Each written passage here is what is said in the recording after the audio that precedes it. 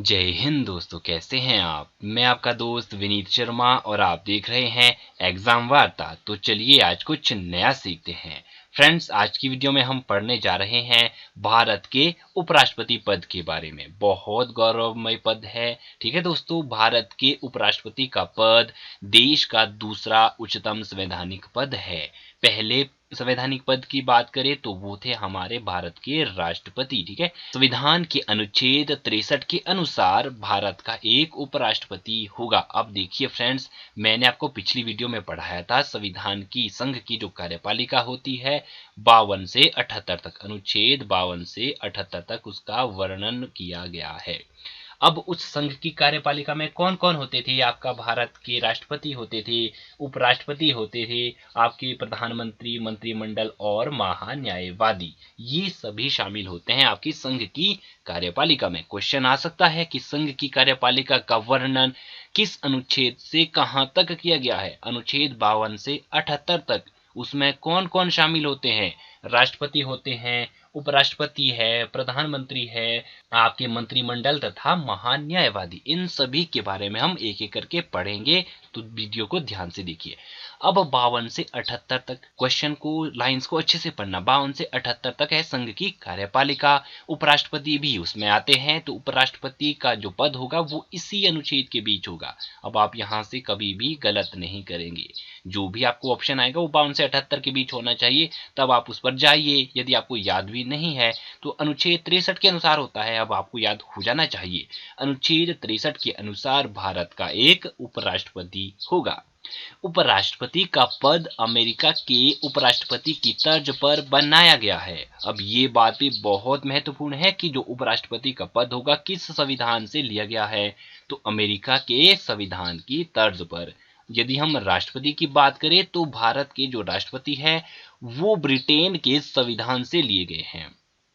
मैं आपको बताना चाहूंगा जो भारत का संविधान है वो विभिन्न देशों के संविधान को मिलाकर बना है। कुछ आपके अमेरिका से लिए गए हैं, ब्रिटेन से लिए गए हैं, अन्य बहुत सारे देशों से आपका कोई ना कोई पद, कोई ना कोई जानकारी उसमें साझा की गई है, उसमें ली गई है। तो चलिए चलते हैं नेक्स्ट स्लाइड की ओर। अब हम पढ़ने जा रहे हैं योग्यताओं के बारे में। योग्यता भी होनी चाहिए दोस्तों, आप कोई नौकरी करना चाहते हैं, ठीक है, यदि आपको कोई कम्पिटेटिव एग्जाम देना है तो उसके लिए योग्यता होनी चाहिए ना। आपके लिए क्वालिफिकेशन योग्यता होनी चाहिए, आपकी उम्र 18 वर्ष से पूरी हो जानी चाहिए, आपके पास कोई ना कोई डिप्लोमा या फिर कोई भी डिग्री होनी चाहिए। तो वही योग्यताएं आपके अन्य जो पद है आपके भारत के प्रधानमंत्री, राष्ट्रपति, जो भी आपको बनना है उनके लिए भी कुछ ना कुछ योग्यताएं रखी गई है। भारत का नागरिक हो, यदि हम प्रधानमंत्री, राष्ट्रपति की बात करें तो वो भी आपकी ये टर्म एंड कंडीशन फॉलो करता है।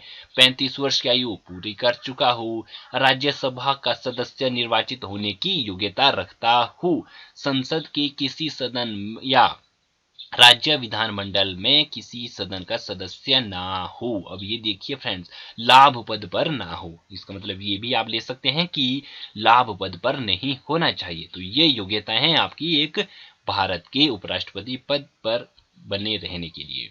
निर्वाचन कैसे होता है भारत के उपराष्ट्रपति का? अब हमने पिछली वीडियो में भारत के राष्ट्रपति के निर्वाचन के बारे में पढ़ा। मैं आपको बताऊं, भारत का उपराष्ट्रपति निर्वाचन निर्वाचक मंडल द्वारा किया जाता है। निर्वाचक मंडल द्वारा किया जाता है किसका? उपराष्ट्रपति पद का। राष्ट्रपति का कौन करता है? यही निर्वाचक मंडल करता है राष्ट्रपति पद का निर्वाचन। उपराष्ट्रपति का निर्वाचन राज्यसभा तथा लोकसभा के सदस्य द्वारा किया जाता है। अब इस लाइन को ध्यान से पढ़िएगा, राज्यसभा तथा लोकसभा के सदस्य ही इसमें शामिल होते हैं।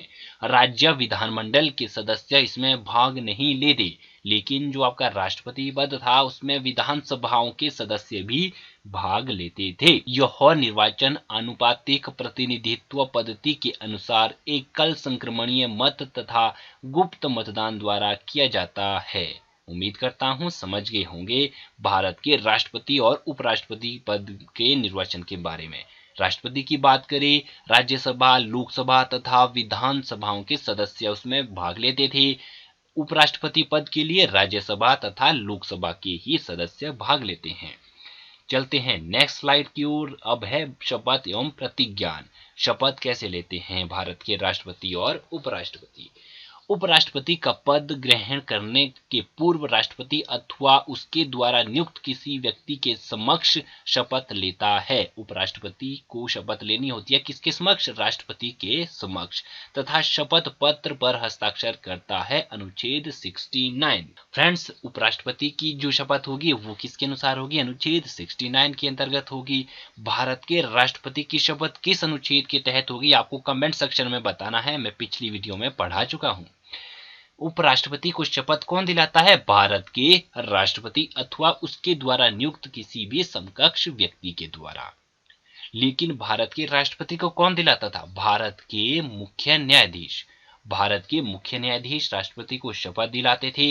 यदि मुख्य न्यायाधीश ना हो तो उस उच्च न्यायालय के, सर्वोच्च न्यायालय होता है, उसके जो भी वरिष्ठतम न्यायाधीश होते हैं, वैसे तो दिलाते हैं कौन? भारत के जो मुख्य न्यायाधीश होते हैं, चीफ जस्टिस जो होते हैं, उच्चतम न्यायालय के, सर्वोच्च न्यायालय के जो न्यायाधीश होते हैं। लेकिन यदि वो उपस्थित ना हो तो वरिष्ठतम जो न्यायाधीश होता है उस न्यायालय का, सर्वोच्च न्यायालय का, वो आपको शपथ दिलाता है राष्ट्रपति की। उपराष्ट्रपति को कौन शपथ दिलाता है? उपराष्ट्रपति को शपथ दिलाते हैं आपके भारत के राष्ट्रपति। ठीक है, भारत के राष्ट्रपति या उसके द्वारा कोई भी नियुक्त व्यक्ति के द्वारा। तो उम्मीद करता हूं ये भी आप समझ गए होंगे। नेक्स्ट स्लाइड की ओर चलते हैं। पदावधि कि जो राष्ट्रपति होता है, उपराष्ट्रपति होता है, उनकी जो समय अवधि होती है, निर्वाचित हो गए कब तक वो अपने पद पर बने रहेंगे।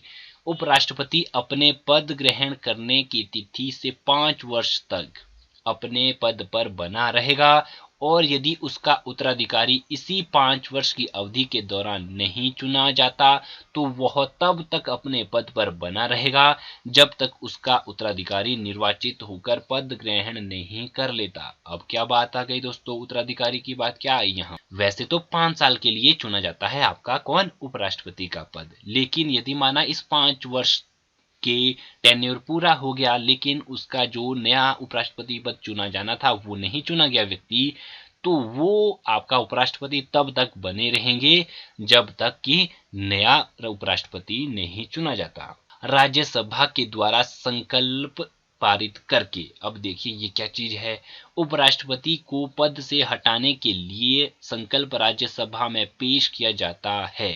अब ये देखिए, उपराष्ट्रपति को पद से हटाना है तो संकल्प कहाँ पेश होगा? राज्यसभा में। राष्ट्रपति को हटाना था तो किसी भी सदन में, राज्यसभा हो या फिर लोकसभा हो, कहीं भी उसे चलाया जा सकता था। लेकिन टर्म क्या थी?